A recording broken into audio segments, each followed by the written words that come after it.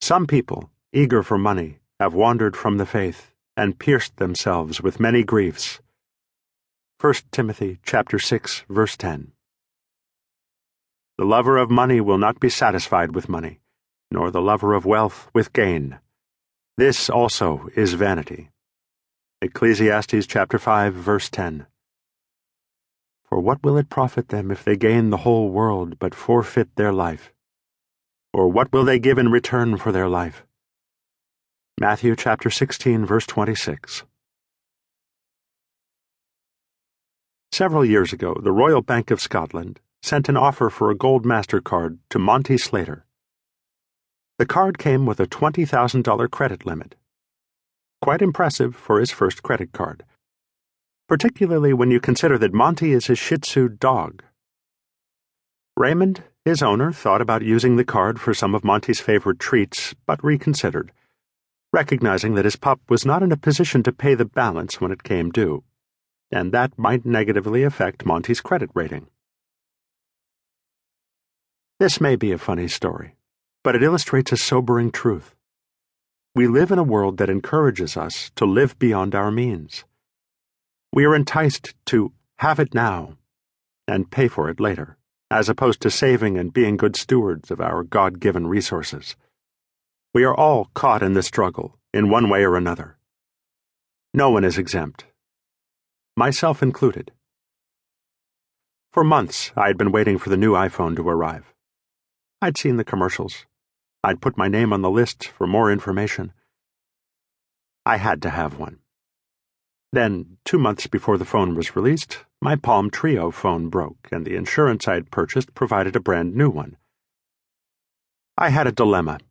I had a brand new Trio, yet I wanted a new iPhone. I kept trying to convince myself that I needed a new iPhone. But I felt a twinge of guilt at the very thought because I had a brand new phone. Finally, I decided I would wait until my new Palm Trio was a couple of years old and then buy an iPhone. They will have perfected it by then, and it will be cheaper, I told myself. It was settled. It just so happened that the day the iPhone came out, I was out of town with the worship staff of our church.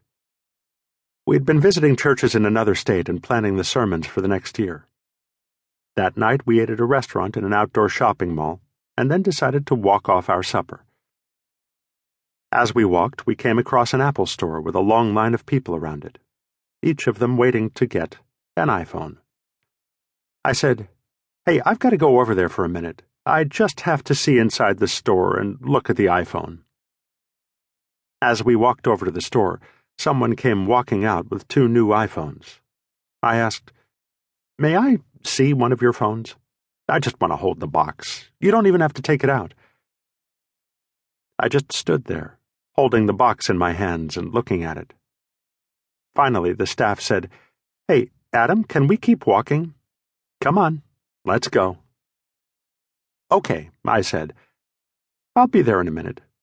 Go ahead without me."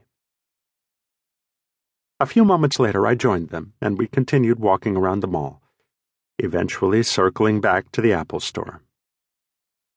I walked up to the clerk at the door, whose job it was to let people in a few at a time, and I asked, "How late are you open tonight?"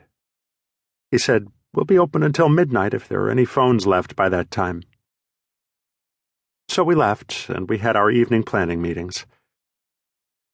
Around 11:30 that night, one of our staff members turned to me and said, "You want to go back there, don't you?" I said, "Yeah, I really do." "Come on, let's go," he said. So we got in the car, drove back to the Apple store, and went inside. There was no line now, and they still had a handful of phones left. I held the phone and had 3 different salesmen demonstrate its features for me.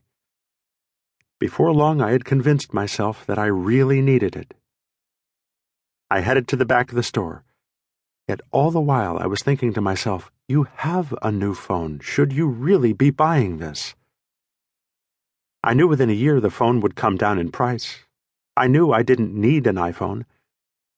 And I knew I wanted it now. I was torn. By now it was 12:02 a.m. I thought to myself,